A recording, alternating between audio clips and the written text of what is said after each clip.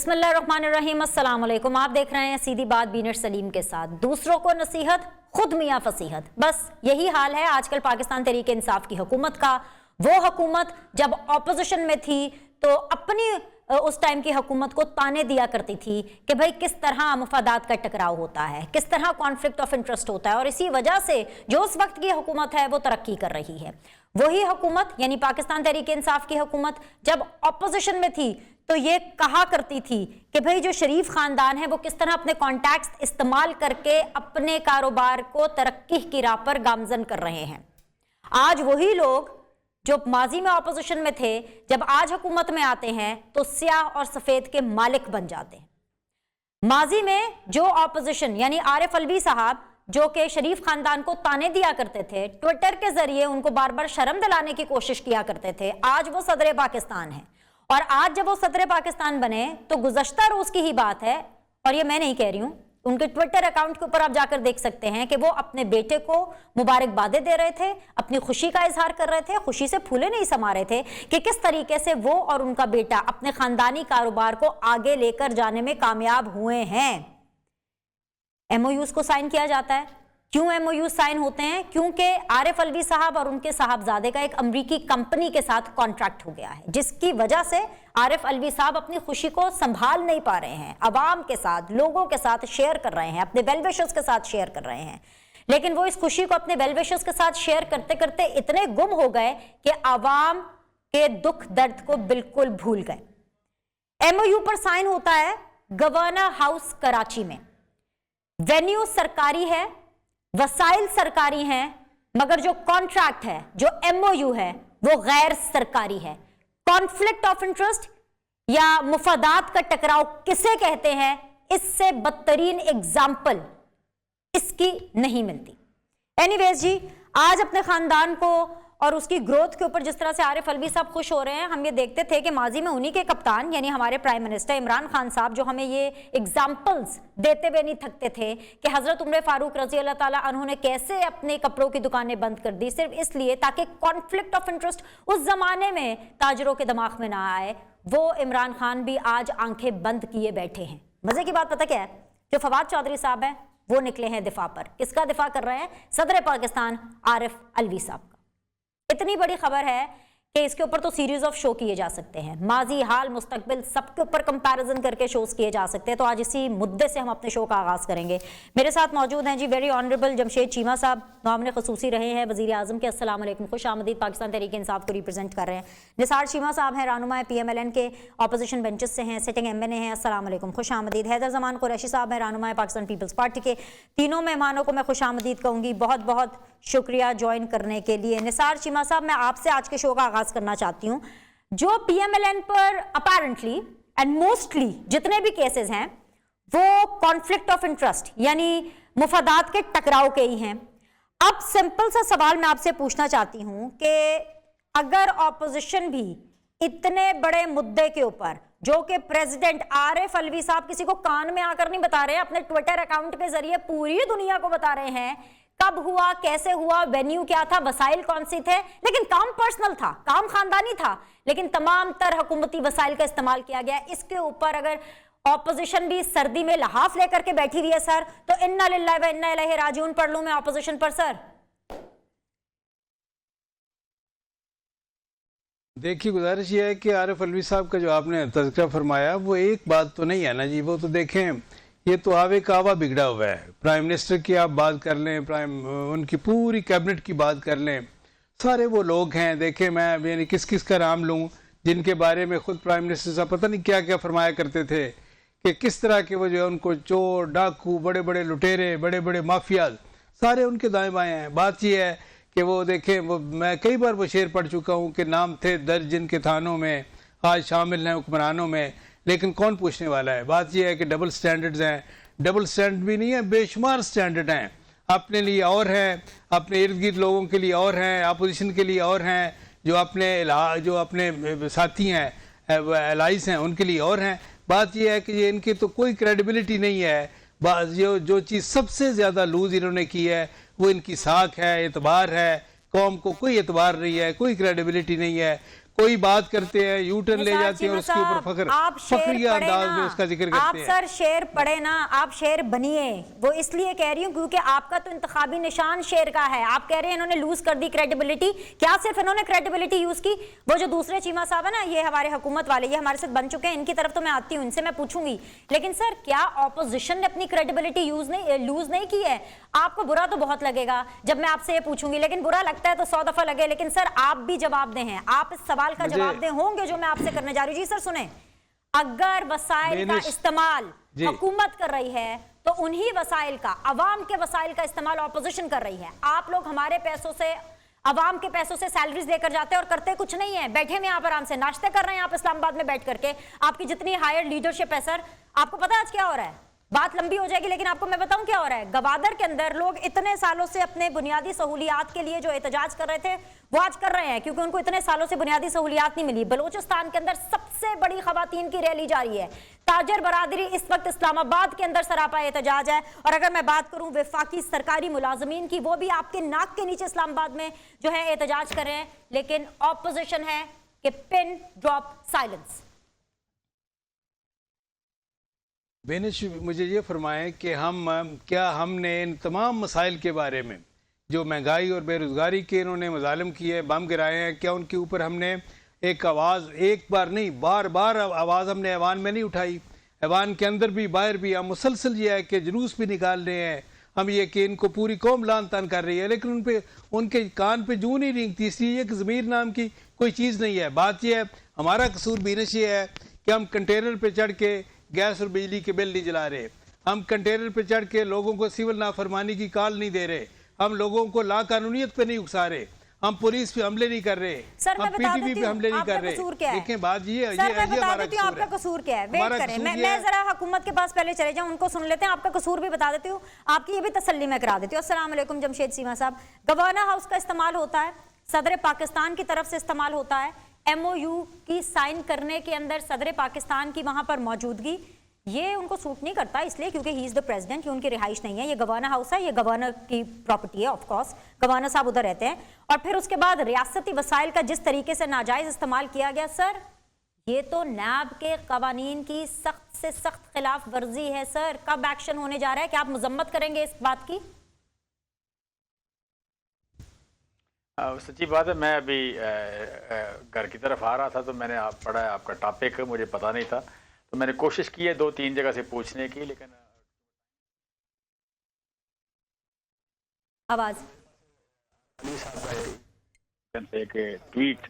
अच्छा चीमा साहब, I am so sorry, I have to interject. आपकी ऑडियो का कोई इशू है, मैं इसको ब्रेक में सॉर्ट आउट कराती हूँ, प्लीज मेरे साथ बने रहिए। I am so sorry. Haider Zaman Qureshi साहब, अस्सलाम वालेकुम, खुश आमदीद। सबसे पहले तो आप मुबारकबाद एक्सेप्ट करें। मतलब अब मैं आपसे क्या सवाल करूं सर, मुझे तो डर ही लग रहा है, इसलिए क्योंकि आज आपकी 54th यौम तासीस है और इतना बड़ा जलसा, तमाम तर रुकावटों के बावजूद आप लोग पेशाबों में पुटअप करने के लिए अंदर कामयाब हो गए हैं। So all the best, Kudus, बहुत ज़बरदस्त किस्म का आपने पावर शो किया, वो सब बातें ठीक है सर। लेकिन सर हुकूमत के साथ साथ आपने तो PMLN को भी रगड़ दिया, तो सर अवाम कंफ्यूज हो जाते हैं, क्योंकि आज बिलावल ने क्या नहीं बोला। खैर जब वो बोलते हैं तो सारे सुनते हैं, हम भी सुनते हैं, कमाल बोलते हैं। आज तो ताना मार गए कि जी सऊदीया भाग जाते हैं, जिन लोगों ने भुट्टो की बेटी को चोर कहा आज वो खुद सर्टिफाइड चोर हो गए। मतलब सर अगर नून लीग इतनी बुरी है, इतनी चोर है, इतनी उसमें प्रॉब्लम है, तो सिर्फ और सिर्फ इमरान खान के बुग़्ज़ में आप बुरे लोगों के साथ कैसे मिल जाते हैं? कैसे एक अच्छा खाना खा लेते हैं? कैसे एक अच्छे प्रेस कॉन्फ्रेंस कर लेते हैं? कैसे एक अच्छे इमरान खान को आंखें दिखा सकते हैं? या तो फिर आप मान ले कि इमरान खान इतने बड़े और पावरफुल है कि आपको उनके सामने खड़े होने के लिए बैसाखी की जरूरत है, और वो चाहे बैसाखी PMLN की सूरत में क्यों ना हो।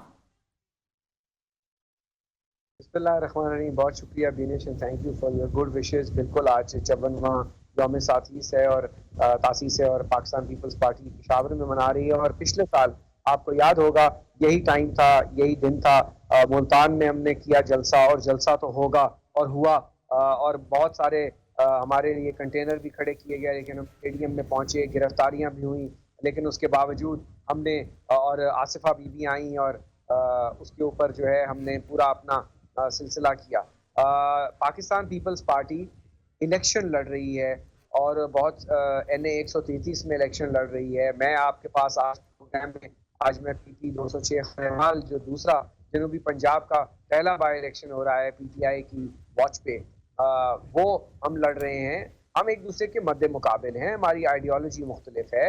हमारे खिलाफ कहीं जगह सिंध में जमात JUIF लड़ती रही, लाड़काना में लड़ी, बदीन में GDA के साथ मिलकर ये लड़े। तो हम इलेक्शन एक दूसरे के खिलाफ होते हैं और हमने बताना है कि हम क्या हैं, हम किसके लिए स्टैंड करते हैं, हमारा माजी क्या है, हमारी शहादतों की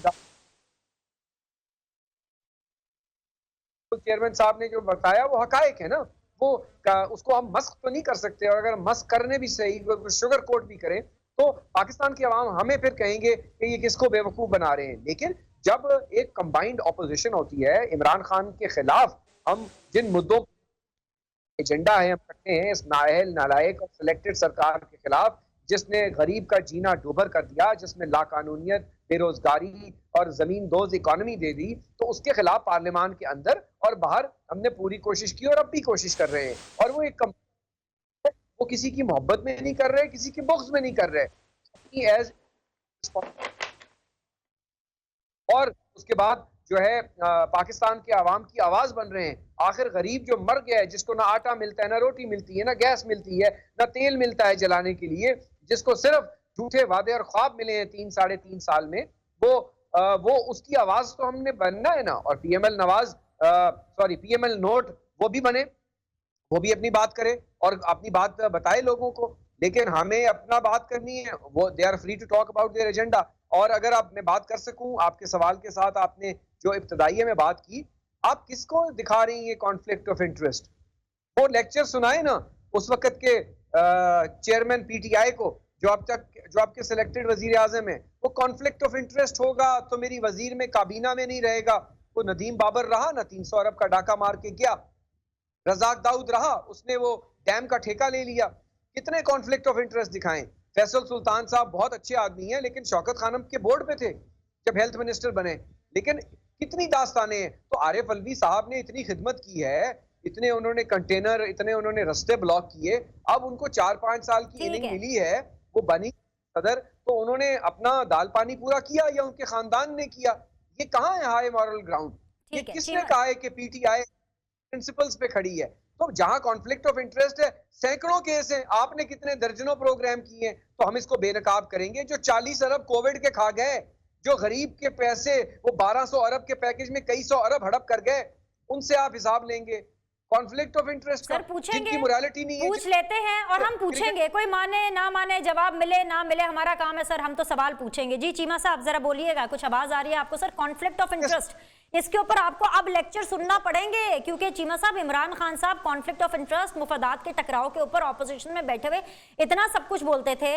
आरिफ अलवी साहब, उनके साहबजादे अमरीकी कंपनी के साथ मुआहदा कर रहे हैं, गवर्नर हाउस सिंध में कर रहे हैं, रियासती वसाइल, सरकारी वसाइल का इस्तेमाल कर रहे हैं। तो सर आपको लेक्चर तो सुनना पड़ेगा और जवाब तो देना पड़ेगा। पहली बात यह कि मैं चूंकि थोड़ी देर पहले मैंने आपका टॉपिक देखा है, तो मैंने कोशिश की कि मैं पूरी इन्फॉर्मेशन ले सकूं, लेकिन टाइम थोड़ा सा पूरी इन्फॉर्मेशन ले नहीं सका। आरिफ अलवी साहब का ट्वीट और तस्वीर वो मेरी नज़र से गुजरी, जो आप अभी दिखा रही थी, मुझे आवाज़ तो नहीं आ रही थी। मैं तो बड़ा खुश हूँ, सच्ची बात है कि आज कन्फ्लिक्ट ऑफ इंटरेस्ट की बात हो रही है, वरना पहले 200-200 अरब रुपए की एम्बेजलमेंट की बात नहीं होती थी, बड़ी बड़ी मनी लॉन्ड्रिंग की बात नहीं होती थी। आप कह लें कि कई आधे लंदन के खरीदे हुए की बात नहीं होती थी। अब कन्फ्लिक्ट ऑफ इंटरेस्ट की बात होती है, होनी चाहिए। मैं समझता हूँ अपोजिशन का भी रोल यही है, मीडिया का भी रोल यही है कि वो रॉन्ग डूइंग कोई भी गवर्नमेंट की हो, कहीं भी कोई झोल नज़र आए उसको पॉइंट आउट किया जाए। तो ये हमारा रोल है, इस पर बात होनी चाहिए, जितनी भी होगी उतनी इस मुआशरे में आप कह लें कि ट्रांसपेरेंसी आएगी। तो एहतियात ज़रूरी है इसमें, जो कि एम्बेजलमेंट वाला बात तो है नहीं, लेकिन आप कह लें कि कोई भी कहीं भी आपकी जो पोजीशन है, उस पोजीशन का आपकी फैमिली को या आपके कारोबार को फ़ायदा होने का इम्कान हो, तो उससे आपका जो आप कह लें कि आपका कंपटीटर है वो डिसएडवांटेज में चला जाता है। तो प्राइवेट बिजनेस में आपने अपने कंपटीटर के लिए या मुआशरे के लिए उतनी ही स्पेस छोड़नी है। आपने गवर्नमेंट में होते हुए अपने बिजनेस को मोनोपलाइज नहीं करना, कर नहीं सकते, करना नहीं चाहिए, तो नहीं कर सकते। लिहाजा आपने उनके लिए स्पेस छोड़नी है, तो फिर कहीं भी आप ताकत का या अपने ओहदे का इस्तेमाल जो है वो नहीं होना चाहिए। तो मैं समझता हूँ कि इसमें जो आप कह लें कि उन्होंने लिखा हुआ भी ट्वीट में भी आरिफ अलवी साहब ने बड़ा अच्छा लिखा है कि जी ये जो सिलेक्शन ऑफ द वेन्यू था, ये मतलब it was a bad choice. तो मैं समझता हूँ कि ये एक पॉजिटिव बात है। कि ये इस तरह इस हद तक मीन मेक से छोटी बात सेंसिटिविटी मौजूद है। मैं समझता हूँ कि इसमें मेरे अपोजिशन के दोनों दोस्त बैठे हैं, बड़े पढ़े लिखे हैं, डॉक्टर चीमा साहब भी और क्या नाम है अपना हैदर रज़मान कुरैशी साहब भी। ये मैं समझता हूँ इसी चीज़ को बाकी जमातों में भी जाना चाहिए, ओवरऑल सोसाइटी में जाना चाहिए कि हमें मीडिया के या अपोजिशन के फीडबैक को सेंसिटिव होना चाहिए, और जहाँ कहीं भी हमारी रॉन्ग डूइंग हो, कोई गलती का इस्तेमाल हो, वो उस बात को ओन करके तो उससे पीछे हटना ज़रूरी है। सोसाइटी में इससे इम्प्रूवमेंट आ जाएगी। चीमा साहब, नून के मामले पर, PMLN के मामले पर जेल हो जाती है, इख्तियारात से तजावुज करने पर, नाजायज इस्तेमाल पर शहबाज शरीफ, एहसन इकबाल जेल जा चुके हैं। सिर्फ एडमिशन काफ़ी नहीं है, poor judgement, sir poor judgement is also equally important. आप कंडेम कर रहे हैं, इसके ऊपर कार्रवाई होते हुए हम देखेंगे सर। इसको इमरान खान एक टेस्ट केस बनाएंगे, पाकिस्तान तहरीके इंसाफ इसको एक टेस्ट केस बनाएगी। देखिए एम्बेजलमेंट एक और चीज़ है, और ये जो आप कह रहे हैं कि किसी के साथ खड़े होकर तस्वीर बनाना और चीज़ है, ये दो अलग चीज़ें हैं।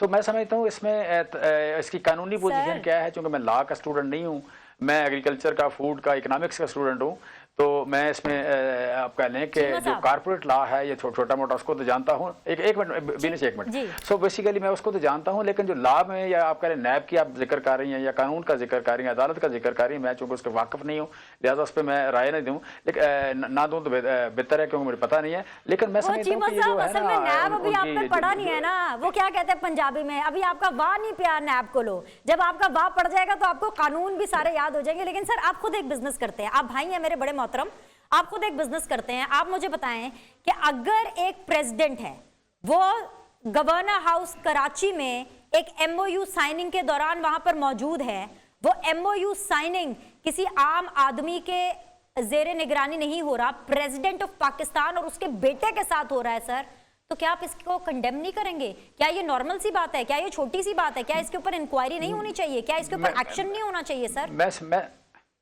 मैं समझता हूँ, मैं तो बाद में बात सरकारी रिहाइशगाह पर गैर सरकारी मुआहदा क्या क्राइम है कि नहीं है? बस मुझे इसका जवाब दे दें। बीनिश देखे, मेरे मुंह में अल्फाज ना डाले, मैं कह रहा हूँ कि मेरे बोलने से पहले डॉक्टर आरिफ अलवी ने कह दिया कि it was a bad choice, के जो वेन्यू है it was a bad choice. बाकी इसके बाद, और मैं समझता हूँ, मैं इस बात को आरिफ अलवी साहब की बात को की तारीफ करता हूँ कि उन्होंने ठीक कहा है, और इसमें ज़्यादा एहतियात की ज़रूरत है, सारे लोगों को एहतियात की ज़रूरत है, एहतियात होनी चाहिए और सेंसिटिविटी प्रिवेल करनी चाहिए। ऑल राइट जी, एक ब्रेक लेते हैं, ब्रेक के बाद वापस आएंगे और कोरोना फंड और उसकी बेज़ाब्तगी के हवाले से बात करेंगे। Will be back in a bit.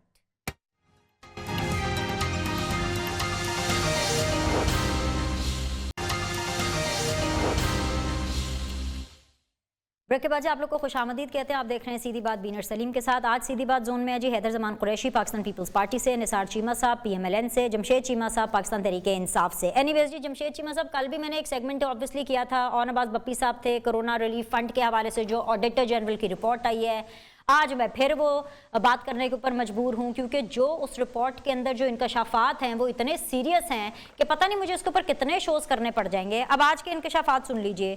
1,60,00,000 रुपए वफात पा जाने वाले अफराद के जाली अंगूठे लगाकर निकाले गए, यानी मरे हुए लोग 1,60,00,000 रुपए का चूना लगा गए हैं क्योंकि उनके नकली अंगूठे इस्तेमाल किए गए। और फिर बातें आपसे करवा लें, आपने तो EVM के जरिए इलेक्शन कराना है। अच्छा जी, मनपसंद फ्लावर मिल से नाकिस आटा खरीदकर 31 करोड़ का नुकसान पहुंचाया गया। यूटिलिटी स्टोर्स ने 1.5 अरब का नाकिस घी ब्लैकलिस्ट मिलों का आटा खरीदकर फरोख्त किया। यानी कि उन तमाम लोगों को मैं इस प्लेटफॉर्म के तवस्सुत से बताना चाहती हूँ जो यूटिलिटी स्टोर से शॉपिंग करते हैं कि भाई आपको वहां पर अगर सस्ती चीज मिलेगी तो according to the auditor general report corona fund की आपको नाकिस चीज भी मिलेगी। And last but not the least, आज के दिन के लिए कोरोना फंड के 1 अरब 80 करोड़ रुपए ग्रेड 20 के अफसरान समेत सरकारी मुलाजमीन में बांटा गया। इससे कहते हैं बंदर बांट चीमा साहब, इससे कहते हैं अपनों को नवाजना। आपने तो कोरोना को भी नहीं बख्शा।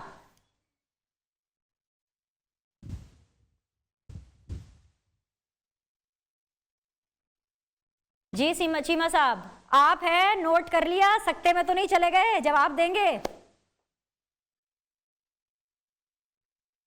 चलें जी, आज चीमा साहब के साथ हमारे ना आवाज मिलनी है ना तालमेल मिलने हैं, आज पता नहीं क्या होगा। जी निसार चीमा साहब, इस कोरोना रिलीफ फंड की जो ऑडिटर जनरल की रिपोर्ट आई है, इसके ऊपर भी मैंने होम्योपैथिक सही लेकिन ऑपोजिशन से कोई रद्द अमल नहीं सुना सर। एक तो बेनिश ये है कि ये इस तरह के जो भी स्कैंडल आ रहे हैं कोई गैर मतवक्को नहीं है, इनसे और किस चीज़ की तवक्को आप कर सकते हैं। ये बदनाम ज़माना किस्म के लोगों को प्राइम मिनिस्टर ने दाएं बाएं बिठाया हुआ है। जिस तरह मैंने कहा पूरी कैबिनेट जो है जराइम पेशा लोगों पे मुश्तमिल है, अक्सरियत गालिब अक्सरियत, उनसे आप किसी खैर की तवक्को उनसे आप करेंगी? हमें तो कोई तवक्को नहीं है खैर की, ना इंसाफ की तवक्को है। तहरीक इंसाफ का इंसाफ से तो दूर दूर का कोई ताल्लुक नहीं है। और यह है कि किसी कोई मेरिट की, ट्रांसपेरेंसी की, इंसाफ की, दयानतदारी की सवाल ही पैदा नहीं होता। ये घपले जो 120 अरब रुपए के कोरोना फंड में, ये कोई इनके तो मैं समझता हूँ कि इनके ज़मीर में पे ज़रा भी कोई खलिश महसूस नहीं होती होगी इनको, क्योंकि ये तो इनका रूटीन का काम है। ये जब बात सुने, जब ये लोग जाएंगे तो ऐसे ऐसे स्कैंडल जो सामने आएंगे कि आप ये पूरी कौम हैरान हो जाएगी। पूरी कौम, सिर्फ अभी तो हमारे भाई जमशेद चीमा साहब सख्ते में गए हैं, पूरी कौम सख्ते में चली जाएगी जब इनके असल स्कैंडल जो है वो सामने आएंगे। जब ये है कि ये इन हुक्मरानों के सर मुझे तो टेंशन हो रही है कि तो पूरी जो कौम हैरान और पीएमएलएन है परेशान वही होगी। सख्ते में ना चली गई हो। मैं तो पीएमएलएन को ढूंढ रही थी, इतना बड़ा पका पकाया मुद्दा आप लोगों को मिला है। पंजाब में आपकी हुकूमत हो ना हो पर सेशन तो होता है। पंजाब में आपके पास नंबर्स हैं, आप शोर डाल सकते हैं। नेशनल असेंबली के अंदर आपके, छोड़े नेशनल असेंबली को, छोड़े पार्लियामान को, सर जितने लोग इस टाइम पे इस्लामाबाद में, आज सुबह मैंने नाश्ते करते हुए देखे ना, नाम ले लेती हूँ अगर आपका दिल करे, आप भी इस्लामाबाद में मौजूद हैं, आप एहतजाज कर सकते थे सर। देखिए ये है कि इनके आगे एहतजाज का मतलब क्या है, यानी कि भैंस के आगे बीर बजाना। इनके आगे एहतजाज क्या? एहतजाज तो हम जो कर सकते हैं करेंगे, लेकिन जिस तरह मैंने गुजारिश की कि हम जमहूरी लोग हैं, गैर जमहूरी हथकंडे वो कंटेनर वाले इस्तेमाल नहीं करेंगे। हम यह कि महज़ब लोग हैं, महज़ब तरीके से एहतजाज भी करेंगे, एहतजाज रिकॉर्ड भी करवाएंगे, कौम की आवाज़ भी बनेंगे, और इंशाल्लाह इन नालायक और जालिम हुक्मरानों से निजात के लिए जी जी इंशाल्लाह अल्लाह पे डाल दें, अल्लाह पे डाल दें। ठीक है, ऑपोजिशन अपना सारा किरदार अल्लाह पे डाल दे। इंशाल्लाह एक दिन ऑपोजिशन जिंदा होगी, इंशाल्लाह पीएमएलएन आवाज उठाएगी। जी जमशेद चीमा साहब अस्सलाम वालेकुम। चीमा साहब आवाज आ रही है आपको? कोविड फंड की बेज़ाब्तियों के बारे में पता है और डायरेक्टर जनरल की रिपोर्ट के बारे में पता है, या जो सवाल मैं पहले करके गई थी दोबारा रख दूं आपके सामने, बताइए। अच्छा जी, मैं कोविड की रिपोर्ट पढ़ी है मैंने, थोड़ा सुन लें। इसमें यह है कि जी दिहाड़ीदार मजदूरों के लिए 200 अरब रुपए रखे गए जो कि खर्च नहीं हुए। फिर यह है कि ये जो गरीब खानदान थे उनके लिए 150 अरब रुपए रखे गए, लेकिन उसमें 145 अरब खर्च हुए, 5 अरब रुपये कम खर्च हुआ। तीसरा यह है कि यूटिलिटी स्टोर कॉरपोरेशन के पास आप पहले उनके लिए 100 अरब रखा, अपना ये 15 अरब रखे गए, 10 अरब दिया गया। अच्छा, बिलों में रियायत के लिए 100 अरब रखे गए लेकिन 15 अरब रुपये दिया गया। 5 लाख अफराद को कोरोना पैकेज ऐसे लोगों को गया जो गरीब नहीं थे, पेंशन लेते थे। फिर यह है कि डेली वेजेस वालों को 200 और 16 अरब दिया गया। ठीक है, यूटिलिटी स्टोर। अच्छा, ये सारी इस बात में अगर देखें तो ये है कि जी खर्च कम किया गया। डेली वेजेस को 200 अरब देना था, 16 अरब खर्च किया गया। जो गरीब फैमिलीज थी 200 अरब रुपये रखा गया, 150 अरब रखा गया, 145 दिया गया। बेसिकली आप कह लें डेली वेजेस और गरीब खानदान बेसिकली एक ही हैं, उनको 2 बार नहीं देना था, 1 बार दिया गया। ठीक है, और बड़ी ईमानदारी से दिया गया। दूसरी बात यह है कि यूटिलिटी स्टोर पे जितने खर्च हो सके उतने गए। तीसरी बात यह कि बिलों पे जितने खर्च हो सके उतने गए। ये नहीं है कि जो बजट कर दिया गया वो घर उठा के ले गए और आप कह लें सारे खर्च कर दिए गए। इसमें एम्बेसलमेंट नहीं कहीं आती। इसमें कहीं भी चीमा साहब बड़े जोशो खरोश से कह रहे थे कि हम बड़े गलत लोग हैं। सर पैसे यहाँ पड़े हैं, वो रियासत के पैसे हैं, रियासत के खजाने में पड़े हैं। अच्छा जमशेद भाई मेरी बात सुनिए, अपने घर नहीं ले गए, हमारा खजाना और है, रियासत का खजाना और है। मेरी जेब बड़ी छोटी है, रियासत का खजाना रियासत का खजाना है। जमशेद भाई एक मिनट मेरी बात सुने, आप ही के साथ मैं भी सवाल जवाब करना चाहती हूँ। एक रिपोर्ट आप पढ़ें, एक वो रिपोर्ट है जो मैं अभी आपको पढ़ के सुनाऊंगी, क्योंकि मैंने शायद पहले पढ़ी थी आपने सुनी नहीं। प्लीज थोड़ी सी तवज्जो आपकी चाहूंगी सर। जो ब्लैकलिस्ट मिल्स है ना उनको पैसे सर चले गए। आप जो कह रहे हैं ना जो पैसे पड़े हुए हैं, ये जो आपने 200 अरब का मुझे बताया ना जिसमें से सिर्फ 16 इस्तेमाल हुआ, सर 184 अरब कहाँ है नहीं पता, वो मुझे नहीं पता किधर पड़े हुए हैं। कोरोना फंड के 1 अरब 80 करोड़ ग्रेड 20 और बाकी सरकारी अफसरान में चले गए। सर ये वो रिपोर्ट है जो मेरे सामने है। जो आपकी रिपोर्ट है मुझे नहीं पता वो क्या कह रही है, वो मैंने पूरी सुन ली है। मरे हुए लोग जाली अंगूठे आप उनके लगवा रहे, दावा आप करते हैं आपने ईवीएम से इलेक्शन कराना है। मरे हुए लोग 1 करोड़ 60 लाख रुपए खा गए उस फंड में से। सर खुदा का वास्ता है, खुदा का वास्ता है, कोरोना को बख्श दें और इसका जवाब दे दें। जो रिपोर्ट मेरे सामने है अच्छा बिनिश, देखें इसमें आप कह लें कि जो डाटा आया है, डाटा अभी कंप्लीट हुआ है पाकिस्तान में, और हमारी हुकूमत ने अल्हम्दुलिल्लाह किया है। पहले इससे डाटा कंप्लीट नहीं था। उसने आपने जो पीपल्स पार्टी के दौर में जो बेनज़ीर इनकम सपोर्ट प्रोग्राम में देखा कौन कौन से लोग थे। यहाँ भी आप कह रहे जब डाटा कंप्लीट नहीं होगा तो आगे पीछे छोटी मोटी कुछ चीज़ हो सकती है। इस बात में 100% ट्रांसपेरेंसी आप इंश्योर नहीं कर सकते, लेकिन डाटा कंप्लीट होने के बाद भी 100% नहीं, लेकिन 90-95%, 96% चले जाए तो आप मतलब इट्स लाइक आइडियल थिंग। सो मैं समझता हूँ कि ये जो है ना, आप कह लें कि कोई 2-4 लोगों को चला गया, जैसे बड़े बड़े थोड़े पैसे इसमें आ रहे हैं कि जो गलत लोगों को गए। अदरवाइज जब इतना बड़ा पैकेज हो, और फिर आपने एक सवाल और पूछा है, इतना बड़ा पैकेज हो तो उसमें करप्शन के चांसेस ज़्यादा होते हैं, लेकिन नहीं है यहाँ पे। देखिए इसमें आपने कहा कि जी 116 अरब गया, 200 में से 184 कहाँ है? अगर कहाँ है तो फिर 40 अरब की करप्शन क्यों कह रहा है वो? 40 अरब की आप कह लें कि जो फंड्स हैं उनके आगे पीछे होना क्यों कह रहे हैं? 184 अरब का क्यों नहीं कह रहा? बेसिकली जो पैसे खर्च हुए हैं वो खर्च हुए बाकी गवर्नमेंट ऑफ पाकिस्तान के खजाने में पड़े हुए हैं, खर्च नहीं हुए तो अपनी जगह पे मौजूद हैं। लिहाजा इस पूरी रिपोर्ट में कहीं भी ये एक पैसों का गलत बंदे के को जाना, वो टोटल जो है वो उसमें कितने गलत हैं कितने ठीक हैं, वो 16 अरब रुपया है। जमशेद भाई, पेंशनर हैं या रिटायर्ड लोग हैं? रिटायर्ड लोग जो है वो गरीब होते हैं। बंदों को, मुर्दा लोगों को 1 करोड़ 60 लाख चला गया, उसके अंदर क्या क्लैरिटी, क्या पेचीदगी, कहाँ है कि जो पैसे पड़े हुए? चले जी, जो आपने कह दिया शायद 400 अरब रुपया हो, 400 बिनिश 400 अरब रुपया हो तो 1 करोड़ 60 लाख, ये बनता है 0.2%। 0.2% की आज मैं कहता हूँ बड़ा खुश हो रहा हूँ कि इतनी मीन मेक से आप देख रहे हैं, इतनी बारीकी से देख रहे हैं। यहाँ पे तो सारे के सारे खाए जाते थे, यहाँ पे 0.2% में बात हो रही है। इसका मतलब है कि हमने माशाल्लाह। अच्छा, ये आपके लिए कोई बेज़ाब्तगी नहीं है, ये कोई करप्शन नहीं है, ये कुछ गलती अच्छा, दूसरी बात इसमें यह है कि यहाँ पे ट्रांसपेरेंसी की बात हो रही थी, आप कह लें एथिकल वैल्यूज की बात हो रही थी, जमहूरी कदरों की बात हो रही थी, और उन्होंने कहा कि हम मुहज़्ज़ब लोग हैं, हम कंटेनर पे नहीं चढ़ते। इन्होंने कंटेनर के लिए एक मौलवी किराए पर रखा हुआ है, उस मौलवी को अकेले भेज देते हैं, उसको सिर्फ पैसे दे के अकेले भेज देते हैं। इनमें इतने गट्स ही नहीं है, जुर्रत नहीं है, इनमें जुर्रत नहीं है, इनमें गट्स नहीं है कि जाके एहतजाज करें। अगर ये समझते हैं कि हम बेईमान लोग हैं तो मियां साहब को लंदन से वापस आना चाहिए, मियां साहब को लंदन से वापस आना चाहिए, उन्हें शर्म करनी चाहिए कि अच्छा, मौलवी कौन है? उनको मैंडेट मिला है, जहां मैंडेट मिला है। एक मिनट सुनना सर, मौलवी कौन है? मेरी बारी सुन, मेरी बात सुन प्लीज। देखें, मियां साहब को मैंडेट मिला हुआ है, वो बच्चों समेत बाहर चले गए, उनको आके यहाँ एहतजाज करना चाहिए। मरियम बीबी को पेशावर के जलसे में जाना चाहिए था, शहबाज शरीफ साहब लाहौर के जलसे में नहीं जाते। क्या 2 नंबरी क्या कर रहे हैं? किसके साथ कंप्रोमाइज हैं? कभी आप यहाँ सारी कौम को कहते हैं फौज से लड़ जाओ, खुद जाके बाजवा साहब को वोट दे देते हैं। सारी कौम को कहते हैं जुडिशरी से लड़ जाओ, और जब दिल करता है चढ़ाई कर देते हैं और फिर जाके सौदा कर लेते हैं। ये कंप्रोमाइज लोग हैं, ये कंप्रोमाइज लोग हैं। या वैसे जमशेद भाई आप भी कमाल करते हैं, आप बाजवा साहब को एक्सटेंशन दे दें, नवाज शरीफ साहब वोट भी ना दें बाजवा साहब को। या हैदर भाई, ये जरा जो मोड ऑफ डिनाइल है ना हुकूमत का, इनको जरा मोड ऑफ डिनाइल से निकालें, ब्रेक लेने दें मुझे। उसके बाद हैदर ज़मान कुरैशी साहब, मैं होंगी, आप होंगे, और ऑब्वियसली आपके दोनों कॉलीग्स होंगे। जरा कुछ करें इनका, क्योंकि ये तो टेंशन कोई नहीं ले रहे। मुझे लगता है मैं भी टेंशन फ्री हो गई हूँ थोड़ी देर के लिए। एक छोटा सा break, will be back in a bit.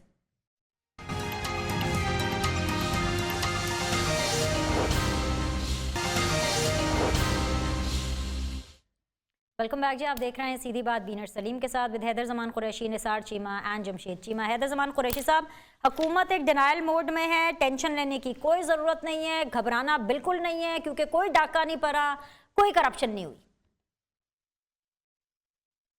देखिए, ये तो खैर चीमा साहब का खूबसूरत अंदाज़े गुफ्तगू है, और we are blessed to have Cheema square today in your programme. But having said that, आप जिस ऑडिटर जनरल की रिपोर्ट की बात कर रही हैं उस पर मैं कोई 2-3 बातें करना चाहूँगा। एक तो ये है कि उन्होंने उसमें लिखा है कि हमें बहुत सारी इंफॉर्मेशन और बहुत सारे जो फंड्स हैं उसकी तफसीलात नहीं दी गई, और जो 1200 अरब का आपको याद है एक पाकिस्तान की तारीख में सबसे बड़ा फर्जी पैकेज था जो सिलेक्टेड प्राइम मिनिस्टर ने दिया कोविड के दिनों में, जिसमें से बहुत सारी चीज़ें जो हैं लगी नहीं। और अब इस ऑडिटर जनरल की रिपोर्ट में जहाँ तक इंफॉर्मेशन दी गई है और कई 100 अरब की दी नहीं गई, क्योंकि उसमें बहुत सारी बेसिक हैं। जैसे NDMA को 25 अरब दिए गए, उन्होंने वेंटिलेटर्स और सूट्स और ना जाने कहाँ कहाँ पेपरा रूल्स की वायलेशनें करते हुए प्रोक्योरमेंट की। इसी तरह पंजाब गवर्नमेंट ने बहुत सारी चीज़ें की और ऑडिट पैराज हैं, करप्शन की दास्तान है। यूटिलिटी स्टोर से पैसे दिए नहीं गए और जो दिए गए आपको पता है एक्सपायर्ड चीज़ें ली गई, इसमें लिखा गया है। अब ये बड़ी इंटरेस्टिंग बात है कि करप्शन नहीं हुई। सबसे बड़ी करप्शन ये थी कि जिस तरीके से कैश डिस्बर्समेंट हुई, अगर आपके नाजरीन को मैं याद करवाऊं तो एक निजी बैंक है, वो मुराद सईद उस डिपार्टमेंट के वजीर हैं, वो पोस्ट ऑफिस के ज़रिए और BISP के ज़रिए उसके साथ वन वे एग्रीमेंट किया गया कई सौ अरब की, उसमें अलहदा करप्शन है। जो कॉन्ट्रैक्ट दिया गया और जिस तरीके से पैसे बांटे गए, तो भैया मुर्दों को ही मिलने थे ना, जिंदा को तो पता नहीं कहाँ मिले या ना मिले। और जिनको चीज़ें दी वो भी आप एक्सपायर्ड चीज़ें दी और बहुत सारी बेज़ाब्तियाँ हैं। क्योंकि जब फ्लड सिचुएशन हो, जब इस किस्म की कोई पैंडेमिक आए, तो उस वक्त तो एवरीबडी वांट्स कि फ़ौरन जल्दी से काम हो, और जल्दी के कामों में यकीनन जो है वो जो माफिया होती है, वो जो ATMs होती हैं, वो कार आती हैं। और ये हुआ है और उसको अब ये जो मर्जी कहें। और पब्लिक अकाउंट्स कमेटी जो पंजाब की है उसको बिल्कुल अपना किरदार अदा करना चाहिए अपोजिशन को, और मरकज़ में जो है पब्लिक अकाउंट्स कमेटी, उसको भी इन तमाम स्पेंडिंग्स की तफसीलात को लेना चाहिए। खा PTI हुकूमत है या जो मर्जी हुकूमत हो, पार्लियामेंट्री ओवरसाइट बहुत ज़रूरी है। और काश सर से पाँव तक चूमती हुई हथकड़ियों वाली नैब भी जाग जाए, उसको भी नज़र आ जाए कि शायद वो 815 अरब जो उसने इकट्ठे करके दिए थे, जो मिनिस्ट्री ऑफ फाइनेंस कहती है कि आज तक जमा ही नहीं हुए, उसकी भी कोई अल्लाह का नेक बंदा इंक्वायरी कर ले। चलें फोरेंसिक तो हो ना सका, कम से कम जो उन्होंने इकट्ठे किए हैं, क्योंकि जो कानूनन उन्होंने पैसे इकट्ठे किए हैं 22 साल में, वो तो $42 मिलियन हैं और $35 मिलियन 20 साल में जो $42 मिलियन इकट्ठे किए, उसमें से 35 सिर्फ ब्रॉडशीट ले गई है। तो ये है हमारे बदकिस्मती, ये है इन लोगों की कारस्तानी। लेकिन यकीनन चीमा साहब अपनी फहमो फरासत में समझते होंगे कि नहीं, हमने खर्च नहीं किए तो कोई गुनाह नहीं है। गुनाह तो बहुत ज़्यादा है, लेकिन that is one way of putting it. लेकिन बहुत सीरियस बेज़ाब्तियाँ हुई हैं और बीनिश में आपसे एग्री करता हूँ कि ऑपोजिशन को इसको बहुत ज़्यादा अंदाज में उजागर करना चाहिए, क्योंकि ये लोगों की जिंदगियों पे पैसा खर्च हो सकता है। जितना भी यहाँ पे पैनलिस्ट मेरे साथ एग्री कर लें, मैं समंदर को कूजे में बंद करूंगी। घबराना किसी ने नहीं है, क्योंकि मेरे वजीर आजम ने अब पहली बार हुकूमत में आए हुए पहली बार अपनी जिंदगी में पहली बार ये बोला है कि अगले 3 महीने बहुत ज्यादा इंपॉर्टेंट है, मौशी बहरान समेत हुकूमत को दरपेश चैलेंजेस हैं। और उन्होंने तमाम अपने वुज़रा को बोला है कि कोई बैरून मुल्क नहीं जाएगा, अपनी परफॉर्मेंस पर फोकस करे। जमशेद चीमा साहब, क्या हुआ, कोई बाजी तो नहीं पलटने वाली? टेंशन क्या हो गई?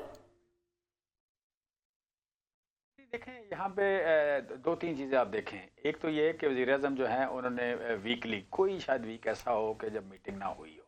यहाँ पे 6-6 महीने कैबिनेट की मीटिंग नहीं होती थी और एजेंडा हमेशा बड़ा हैवी होता है, काम मतलब आप कह लें हर चीज़ डिस्कस होती है।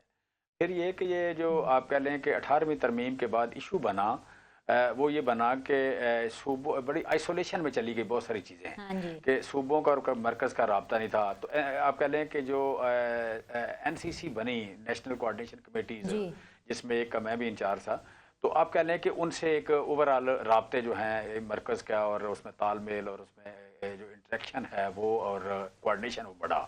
तो उसमें ये चीज़ें, फिर ये जो आप कह लें गवर्नेंस में ये जो आप कह लें आया है, इसका मतलब वज़ीर-ए-आज़म हाउस में बना, यू कैन से कि जहाँ पे शिकायत कंप्लेंट सेल जो बना, उससे चीज़ें इम्प्रूव हुई। तो मैं समझता हूँ कि यहाँ पे आप कह लें बहुत सारी चीज़ें मतलब इम्प्रूव हुई हैं और उन्होंने काम किया है और कैबिनेट में काम किया और बाहर जाने पे पाबंदी है, पहले भी पाबंदी है। कहीं वज़ीर-ए-आज़म जब आप कह लें कि हमें एजाज़ मिला ये 10 अरब दरख्तों का, तो यहाँ पे एनवायरनमेंट के लिए, तो वज़ीर-ए-आज़म इन्वाइटेड थे, उन्होंने नहीं गए, अमीन असलम को भेजा और उसे भी कहा कि 2 दिन के अंदर अंदर वापस आना है। सो आए। सो यहाँ पे मुझे आप कह लें कि 2 बार, एक बार छुट्टी मिली बड़ी मुश्किल से, आप कह लें मैंने दुबई जाना था बच्चों को लेकर, हार्डली मतलब आई कुड, तो फॉरेन ट्रिप्स बंद है सबके, ठीक है। पाकिस्तान की आवाम तो वैसे ही फॉरेन ट्रिप्स नहीं कर सकती क्योंकि उनके पास पैसे नहीं है, उनके पास रोटी के पैसे नहीं है, फॉरेन ट्रिप्स क्या करेंगे? अच्छी बात है आप लोग के भी बंद हो गए। निसार चीमा साहब, कहीं ऐसा तो नहीं है कि इमरान खान साहब को किसी ने बता दिया? मैं इसमें कहता हूं, अच्छा मैं कहता हूं इस बात को अप्रिशिएट होना चाहिए, ना कि इस पे तंज होना चाहिए, अप्रिशिएट होना चाहिए। जी सर, मैं अप्रिशिएट कर रही हूँ, तहे दिल से अप्रिशिएट कर रही हूँ। अगले 3 महीने बड़े इंपॉर्टेंट है। चीमा साहब, मेरा सवाल लीजिए कहीं ऐसा तो नहीं है कि देखिए- इमरान खान साहब को ये पता चल गया हो कि अगले 3 महीने में नवाज शरीफ साहब कभी भी आ सकते हैं और इस वजह से उन्होंने सबको कहा है अपनी कुर्सियां छोड़ के कहीं नहीं जाना? क्या मियां साहब वापस तो नहीं आ रहे अगले 3 महीनों में? देखिए मियां साहब बिल्कुल उनका आने का बिल्कुल प्रोग्राम है और किसी वक्त भी आ सकते हैं। उन्होंने ये जो ही उनके मालिजीन ने उनको इजाज़त दी, उन्होंने बिल्कुल बिला तखीर वापस आ जाना है और वो उनके असाब पे, हुक्मरानों के असाब पे सवार हैं। मियां नवाज शरीफ हों, शहबाज शरीफ हों, मरियम हो, ये सब उनके असाब पे सवार हैं। देखें, गुजारिश ये है कि हमारे भाई जमशेद चीमा साहब कह रहे थे और उनकी बात ठीक है, वो कहते हैं देखो हुक्मरानों के हाजमे इतने मजबूत हैं माशाल्लाह कि वो जो है वो कह रहे हैं कि 40 अरब रुपए की बदउनवानी का लफ्ज़ इस्तेमाल किया है ऑडिटर जनरल ने, जिसको वो कह रहे हैं नहीं नहीं वो तो परसेंटेज में बहुत कम है, यानी हाजमा माशाल्लाह इतना मजबूत है नहीं मान कि रही है। 40 आज के लिए इतना ही। तीनों मेहमानों का बहुत शुक्रिया, आपके फीडबैक का इंतजार रहेगा। I'll see you all tomorrow। अल्लाह हाफ़िज़।